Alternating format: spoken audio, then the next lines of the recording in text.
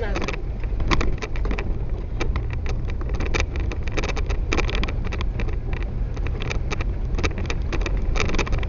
Как постригването 15 лева, само че ли се стрижеш и дамска прическа? Да те къдрат, да те кондолират.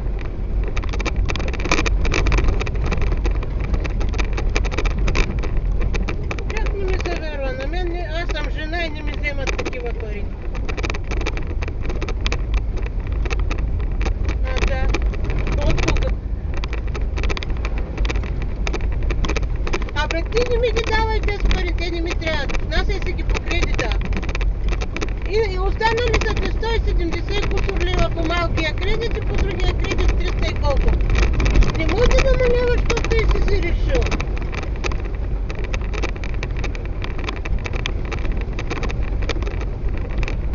А, 40 лева. Почнахме от 75, падна на 60, сега си на 35. И ми обещаваш 40 за другия месец, че много ще бъдат 40 лева. Дай да видим. Абе, има проблем. Аз щом ти звъна, има проблем. Аз като не ти звъна, няма проблем. Ама като ти звъна, има проблем. Еми, ще се понапълниш малко. Той то сега. Пенсионер ли си?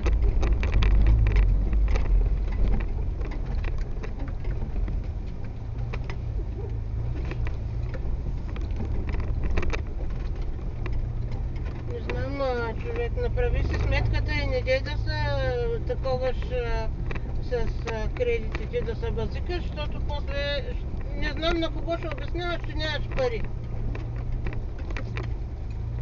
Еми, оправи се. То човекът няма пари, не тегли заем, защото нали знаеш, заемите се връщат. Тъй, че стягай се. Наляво и след това ще достигнете вашата междинна цел.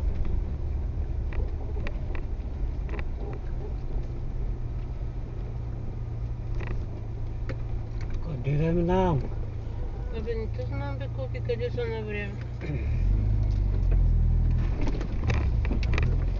Кой е Снежана сега?